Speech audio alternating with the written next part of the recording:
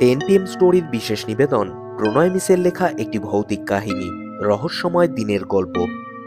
গল্প পাঠ, sound designing এবং স্পেশাল এফেক্টসে সুরজিৎ। গল্পটি শুরু করার আগে যারা এই চ্যানেলে নতুন তারা অবশ্যই চ্যানেলটি সাবস্ক্রাইব করে সঙ্গে থাকুন।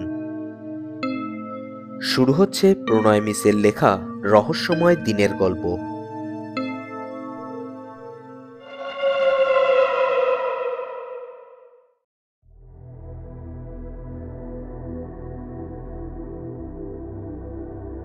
আজ মাসের চৌঠা, মাইনের দিন।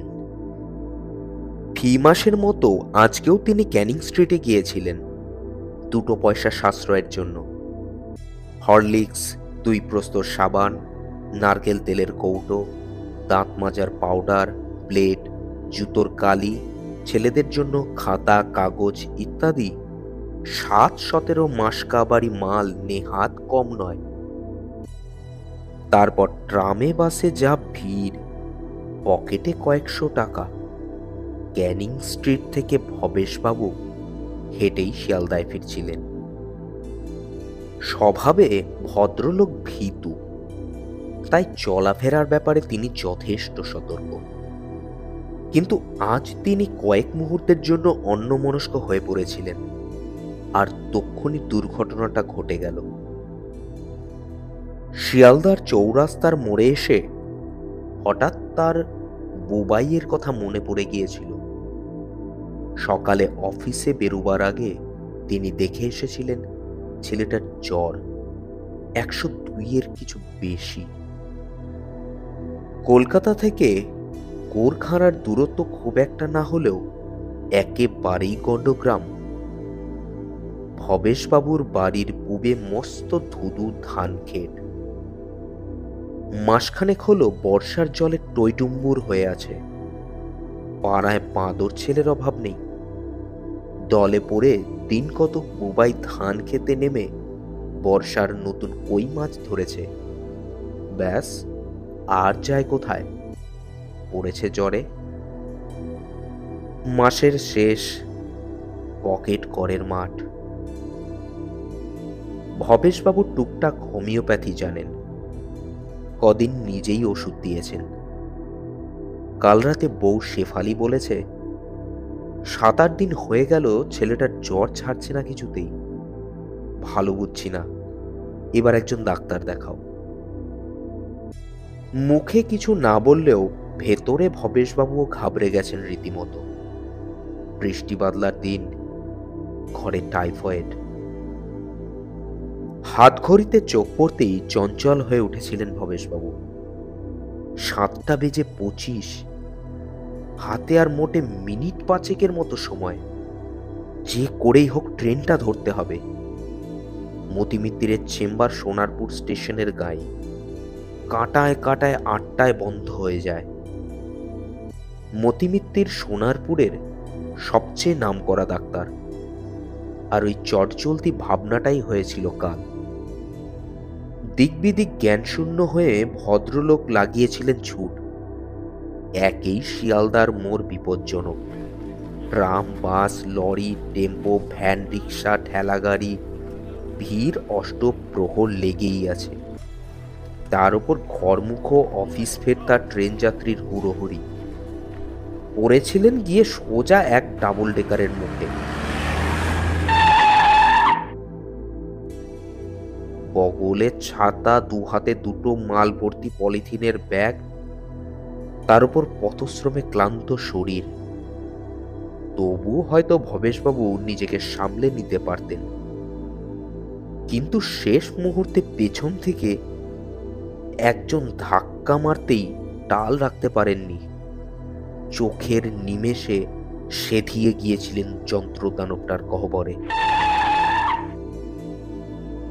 সঙ্গে সঙ্গে চতুর্দিক থেকে একটা রক্ত হিম করা আওয়াজ ফুঁসে উঠেছিল, গেল গেল।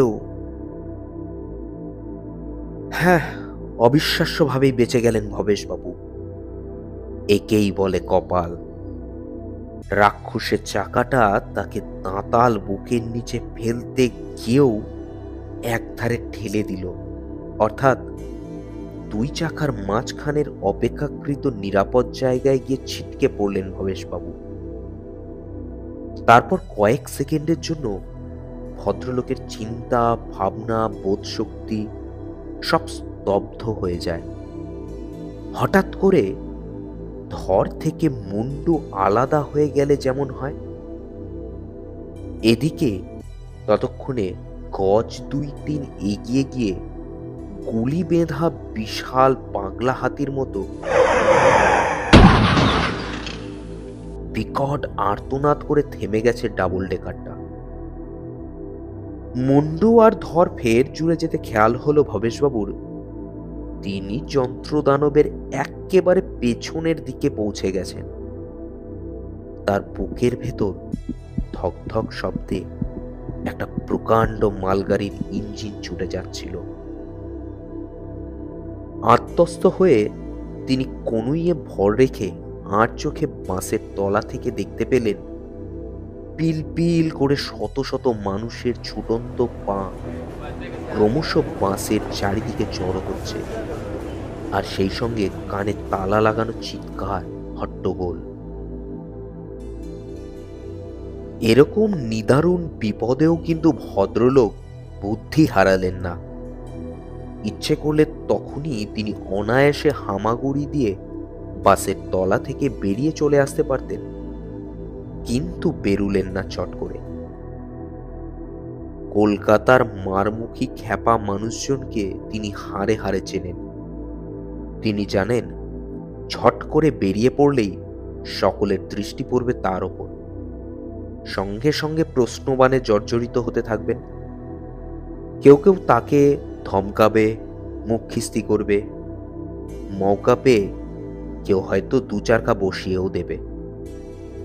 সবচেয়ে বড় ভয় পুলিশের, তাকে ধরে নিয়ে যাবে থানায়। কোনো রকমে তিনি যদি বেফাঁস কিছু বলে ফেলেন তাহলে তো আর কথাই নেই। আত্মঘাতী ব্যক্তি যদি দুর্ঘটনার আগে ধরা পড়ে যায় তাহলে মাস কয়েকের জন্য হাজতবাসও হয়ে যেতে পারে। তাই বেশ কিছুটা সময় ভবেশবাবু ঘাপটি মেরে পড়ে রইলেন বাঁশের তলায়। তারপর এক সময় দেখে শুনে বেরিয়ে এলেন। ভদ্রলোকের ভাগ্য বলতে হবে, ভিড়টা চারপাশ থেকে পাতলা হয়ে সামনের দিকে জড়ো হয়েছে।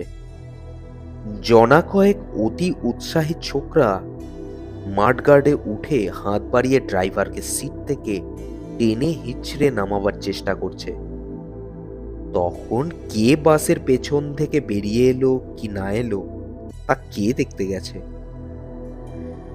ভবেশবাবু গুটিসুটি হেঁটে বাঁশের ফুটপাতে উঠে পড়লেন। তাজ্জব ব্যাপার, এত বড় একটা দুর্ঘটনার পরেও তার শরীরের কোনো জ্বালা যন্ত্রণা নেই। এমনকি নিজেকে ভালো করে দেখলেন তিনি, কোথাও রক্তপাত তো দূরের কথা, সামান্য কেটে ছিঁড়েও যায়নি। শরীরটা তুলোর মতো হালকা লাগছে। পরক্ষণে কারণটা ধরতে পারলেন ভবেশবাবু। তাই তো, একেবারে ঝাড়া হাত পা তিনি। ছাতা, 2টো পলিথিনের ব্যাগ ভর্তি জিনিসপত্র, হাত ঘড়ি, চশমা পর্যন্ত লোপাট। হায় হায় করে উঠলেন ভদ্রলোক। নিজের কথা ভাববার মতো আর ফুরসত নেই তার। বলতে গেলে সঙ্গে সঙ্গেই ফের রাস্তায় নেমে পড়লেন। ট্রাফিক পুলিশ এসে ড্রাইভারকে নামিয়ে নিচ্ছে। নানা জনে নানা রকম উটকো মন্তব্য করছিল। একজন বলছে, সত্যি দিনে দিনে কলকাতার পথঘাট যা হয়ে উঠেছে তাতে প্রাণ নিয়ে ফেরাই দায়। কেউ বলল, একেবারে খতম হয়ে গেছে, ডবল ডেকারের তলায় পড়লে কি আর বাঁচে। আরেকজন তার কথায় খেই ধরল, ঠিক বলেছেন, মাথাটি গিয়ে সোজা পড়েছে চাকার তলায়, আমি স্পষ্ট দেখেছি। এক ভদ্রমহিলা ডুকরে উঠলেন, উফ কি ভয়ানক মাগো। অত শত শোনার মতো ধৈর্য ছিল না ভবেশবাবুর। তিনি তখন খোয়া যাওয়া মালপত্রের সন্ধানে ব্যতিব্যস্ত। ভিড়ের ভেতরে এর বগলের তলা দিয়ে ওর বুকের পাশ দিয়ে শুরুত করে এদিক সেদিক ছোটাছুটি করে মোটামুটি সব জিনিসই পেয়ে গেলেন তিনি, শুধু চশমা আর হাত ঘড়িটা বাদে। এক সময় অ্যাম্বুলেন্সের গাড়ি এসে গেল। দুজন ধাঙর নিচু হয়ে বাসের তলায় দেখতে ব্যস্ত হয়ে পড়ল। নিজেকে আর সামলাতে পারলেন না ভবেশবাবু, ভিক করে হেসে ফেললেন। একটু বাদেই রগরটা জমে উঠবে, যখন বাসের তলা থেকে ধাঙর দুটো খালি হাতে উঠে আসবে। কিন্তু ততক্ষণ আর দাঁড়ালেন না তিনি, তার কাজ হাসিল হয়ে গেছে।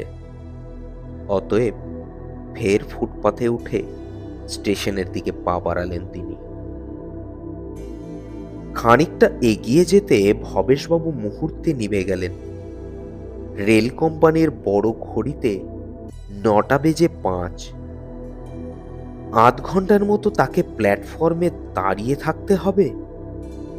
তার আগে কোনো গাড়ি নেই। তারপরেই ভাবনাটা অন্যদিকে মোচড় খেল। দুর্ঘটনাটা ঘটেছে 7:25 কি 26 মিনিটের মাথায়। তারপর এতক্ষণ তো তার রাস্তায় থাকার কথা নয়। তাহলে সাউথ স্টেশনে এসে প্ল্যাটফর্মে ঢোকার মুখে আরেক প্রস্থ দমে গেলেন ভবেশবাবু। ভেতরে ঢুকবার আগে হেসে বললেন, ডিউটি কটা অবধি? কমল বসু তার কথায় কোনো উত্তর করল না। এমনকি সামনে জলজ্যান্ত মানুষটা তাকে দেখতে পেয়েছে বলেও মনে হলো না ভবেশবাবুর। বরং চাষারে গলায় কমল বসু বলল, টিকিটগুলো সবাই দেখিয়ে যান। হাতে বেশ অনেকটা সময়। ভবেশবাবুকে নামতে হবে সামনের দিকে। এখনো ট্রেন এসে দাঁড়ায়নি প্ল্যাটফর্মে।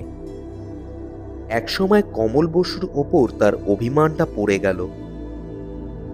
চোখে চশমা নেই তার, জামা কাপড়ে যত রাজ্যের ধুলো কাদার ছিটে। তাই চট করে ভদ্রলোক হয়তো তাকে চিনতে পারেননি। প্ল্যাটফর্মের একেবারে মাথার দিকে চলে গিয়ে কাঠের বেঞ্চে বসে পড়লেন ভদ্রলোক। সত্যি এতক্ষণ যা উত্তেজনায় কেটেছে। টিউবলাইটগুলো জ্বলছে না এদিকে, আর যাত্রীদের আনাগোনা খুব একটা নেই এ ধারে। রীতিমতো নির্জন জায়গাটা। নতুন একটা ভাবনা ছেকে ধরল ভবেশবাবুকে। সত্যি আজ যদি তিনি বাসের চাকায় পিষে গিয়ে অজ্ঞা পেতেন। খবরটা অবশ্য সঙ্গে সঙ্গেই কোরখাড়ায় পৌঁছে যেত, কেননা তার ডেড বডির বুক পকেটে হাতড়ালেই ঠিকানা পাওয়া যেত। মান্থলি টিকিটে তার নামধাম সবই লেখা আছে। কিন্তু তারপর বুকের ভেতরটা ছলাৎ করে উঠল ভবেশবাবু। 2 ছেলে 1 মেয়ে, কিছুই সঞ্চয় করতে পারেননি তিনি। লেখাপড়া জানলে না হয় একে ওকে ধরে যা হোক একটা চাকরি জোগাড় করে নিতে পারত শেফালি। কিন্তু ওর বিদ্যের দৌড় যে ক্লাস 8 পর্যন্ত। তার উপর শ্বশুর বাড়ির অবস্থাও ভালো নয়। আর যা দিনকাল। আরে আরে, এ কি? তড়াক করে লাফিয়ে উঠলেন ভবেশবাবু। চোখের সামনে দিয়ে গাড়িটা এসে প্ল্যাটফর্মে দাঁড়ালো। যাত্রীরা ওঠানামা করলো, আবার ছেড়েও দিল। কিছুই তিনি টের পেলেন না। চাপ পাওয়া। ভবেশবাবু ঊর্ধ্বশ্বাসে ছুট লাগালেন। ট্রেনটা তখনও প্ল্যাটফর্ম ছাড়ায়নি। দারুণ জোরে দৌড়ে প্রায় 5-6 হাত লং জাম্প কেটে ভিড়ে ঠাসা ট্রেনের শেষ কামরায় উঠে পড়লেন তিনি। তারপর সুট করে ভেতরে ঢুকে গেলেন।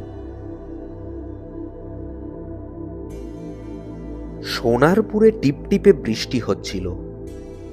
লেভেল ক্রসিং ছাড়িয়ে পূবে কোনাকুনি পাকা রাস্তা। রাস্তার ধারের দোকানগুলো বেশিরভাগই ঝাঁপ বন্ধ। তার ভেতর দিয়ে সরু পথ। সেই পথ ধরে বাজারের ভেতর দিয়ে পেছনের দিকে চলে এলেন ভবেশবাবু। তারপর এক সময় কানাইয়ের পানবিড়ির দোকানের সামনে এসে দাঁড়ালেন। ভবেশবাবু সকাল সন্ধ্যা এখান থেকে সিগারেট কেনেন।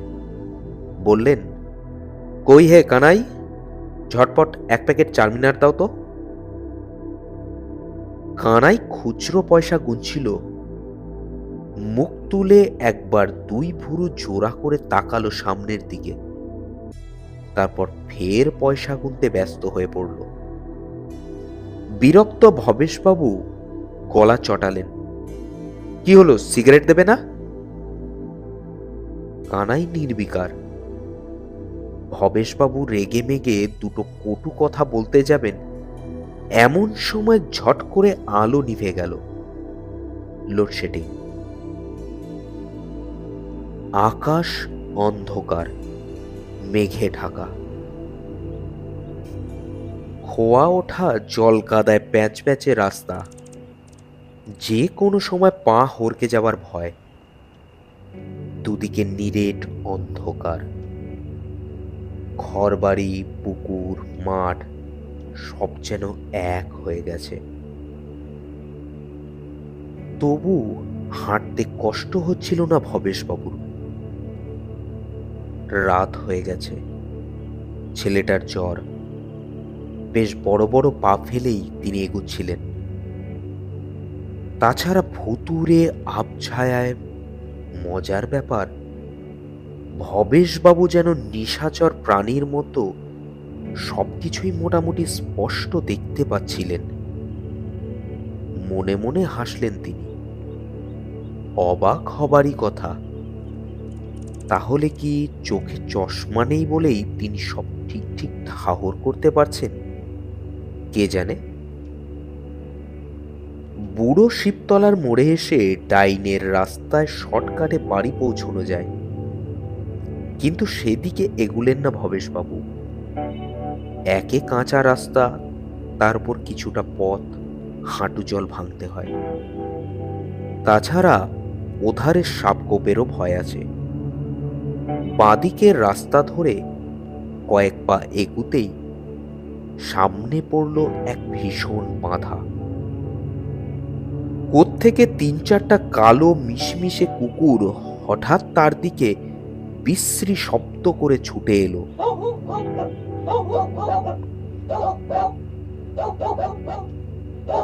উটকো ঝামেলা। ভয়ে ভবেশবাবু পেছুতে লাগলেন, আর সেই সঙ্গে ধমক, কি আপদ, যা যা। প্রতিদিন এ পথে যাতায়াত করেন ভবেশবাবু, কিন্তু এই ধরনের বিপদে এর আগে কখনো পড়েননি তিনি। মাঝে মধ্যে রাস্তায় দুই একটা কুকুর যে তার চোখে পড়েনি তা নয়, কিন্তু সেগুলো এরকম তাগড়াই নয়, নেহাত নেড়ি আর নিরীহ। কুকুরগুলো তাড়া করে ভবেশবাবুকে শিব মন্দিরের পেছনের দিকে নিয়ে গেল। এর মধ্যে একটা আবার তার কাপড়ের খুঁট ধরে কামড়ে ধরেছিল। টানা হ্যাচড়ায় কাপড়ের খানিকটা অংশ ছিঁড়েও গেছে। কিন্তু আর কোথায় পেছবেন তিনি? ওধারে যে ঘন বাঁশঝাড়। অগত্যা প্রাণের দায় বড় দায়। এক লাফে চাতালে উঠে ইটের খাঁজ ধরে ধরে শেষ পর্যন্ত তিনি ভাঙাচোরা মন্দিরটার মাথায় উঠে গেলেন। বিপদ আর কাকে বলে? জায়গাটা এমনিতেই নির্জন। বেশ রাত হয়ে গেছে। তাছাড়া কাছাকাছি কোনো ঘর বাড়িও নেই যে চেঁচালে কেউ ছুটে আসবে। আজ যে কার মুখ দেখে উঠেছিলেন ভদ্রলোক! নাছোড় বাঁধা কুকুরগুলো চাতালে উঠে এক নাগারে চিৎকার করছে। এদিকে বৃষ্টির ফোঁটাও ক্রমশ বড় হচ্ছে, সেই সঙ্গে ঝোড়ো বাতাসের ঝাপটা। শেষ পর্যন্ত একটা ফন্দি বের করলেন ভবেশবাবু। কথায় আছে, বিপদে বুদ্ধি খেলে। মন্দিরের ওপরে বটগাছের ডালপালা নেমে এসেছে। ভদ্রলোক হাত বাড়িয়ে মাঝারি সাইজের একটা ডাল ভেঙে ফেললেন। তারপর সেটাকে সজোরে ছুঁড়ে মারলেন রাস্তার মোড়ের দিকে। আর সাথে সাথেই সুফল পাওয়া গেল। ঝুপ করে একটা শব্দ। কুকুরগুলো সঙ্গে সঙ্গে মন্দিরের চাতাল থেকে লাফ মেরে সেদিকে দৌড় লাগালো। এই সুযোগ আর এক মুহূর্তও অপব্যয় করলেন না ভবেশবাবু। মন্দিরের মাথা থেকে বলতে গেলে লাফিয়ে নেমে এলেন তিনি। তারপর তেজ ছুট। কুকুরগুলো নিজেদের ভুল বুঝতে পেরে ততক্ষণে ঘুরে দাঁড়িয়েছে। ব্যাপারটা কি হলো বোঝার জন্য তাকাচ্ছে চারিদিকে। এদিকে প্রাণপণে কাঁচা রাস্তা ধরে ছুটে চললেন ভবেশবাবু।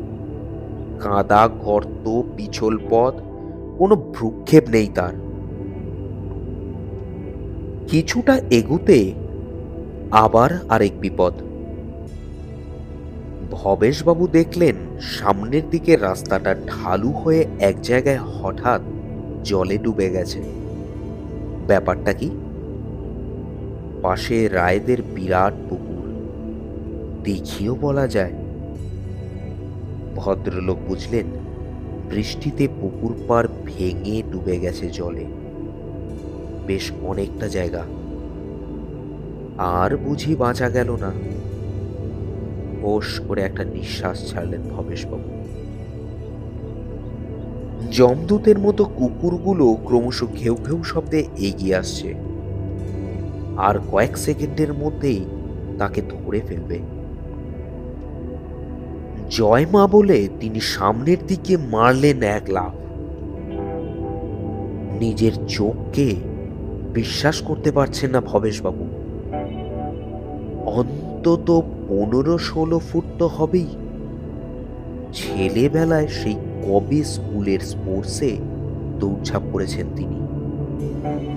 আজ তার কি হলো? যেন কেউ তার দু পায়ে ঘোড়ার খুর বেঁধে দিয়েছে। অক্ষত দেহে তিনি গিয়ে ঠিক জল ছাড়িয়ে পড়লেন রাস্তার ওধারে।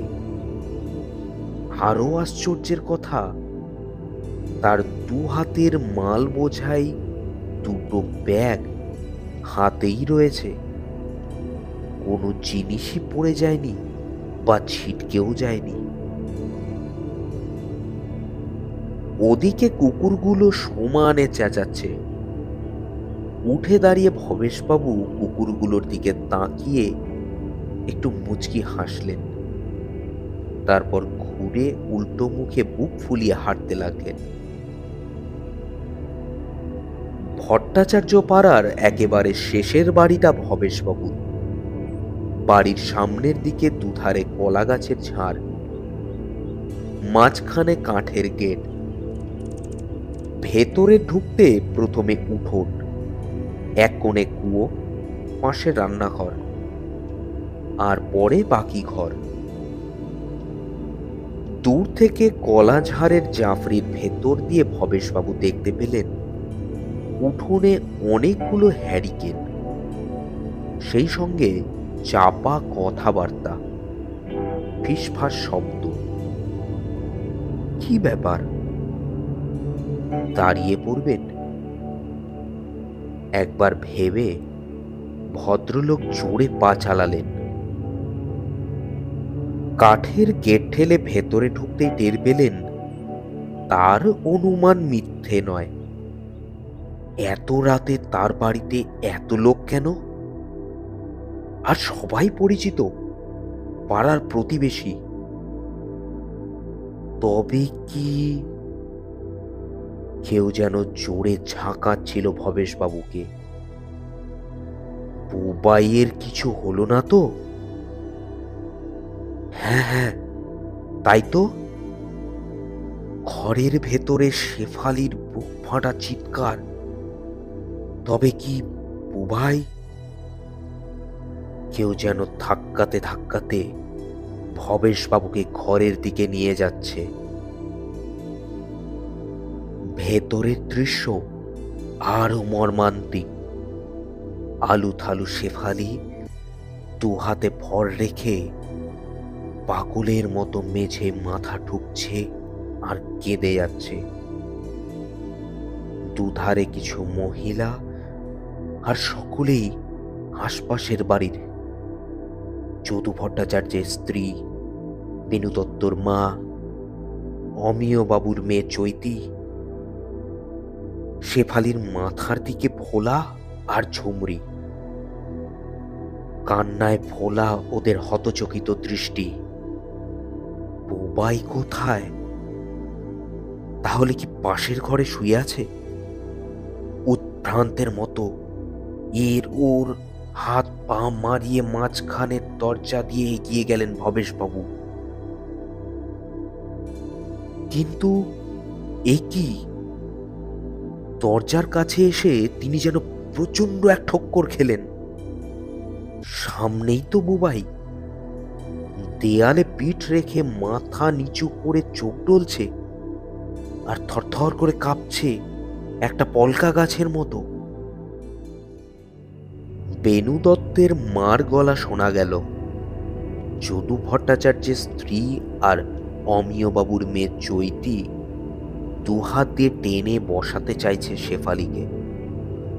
বেনু দত্তর মা শেফালির মাথায় হাত বুলিয়ে সান্ত্বনার সুরে বলে যাচ্ছেন, এ সময় তোমার এমন পাগলামি করলে কি চলে? অন্তত ছেলে মেয়েগুলোর মুখের দিকে চেয়ে বুক বাঁধতে হবে তো বৌমা, নইলে মানুষটা দিব্যি স্নান খাওয়া করে অফিসে গেল আর ফেরার সময় বাসের তলায়। অদৃষ্ট আর কাকে বলে? ভবেশবাবু আর দাঁড়ালেন না, ধাঁ করে পাশের ঘরে ঢুকে গেলেন। এই ঘর দিয়ে বেরুবার মতো কোনো দরজা নেই। ভবেশবাবু শুরুত করে জানালা দিয়ে গোলে পেছনের বেল গাছটার মগডালে উঠে গেলেন। বাড়ির ভেতরে বাইরে ধীরে ধীরে লোকজনের ভিড় আর কথাবার্তার আওয়াজ বাড়ছে, কিন্তু সেদিকে মন দেওয়ার মতো সময় নেই ভবেশবাবু। তিনি যে এখন নিজেকে নিয়েই ভীষণ ব্যস্ত। হাতের ব্যাগ দুটো কখন যে রাস্তায় পড়ে গেছে খেয়াল নেই তার। ভেতরের পকেটে হাত ঢুকিয়ে মাইনের টাকাটা বের করতে গিয়ে চমকে উঠলেন তিনি। টাকা তো দূরের কথা, জামাটাই যে নেই তার গায়ে। তবুও হাতটা আরো ভেতরের দিকে চালিয়ে দিলেন। কিন্তু এ কি ভোজবাজি নাকি? তন্ন তন্ন করে খুঁজেও ভবেশবাবু নিজের বুক, পেট, পা, হাত, মাথা কোনো কিছুরই হদিশ পেলেন না। তখনও নিচের ঘরের ভেতর থেকে ঘুঙানির আওয়াজ শোনা যাচ্ছে। শেফালি কাঁদছে একটানা।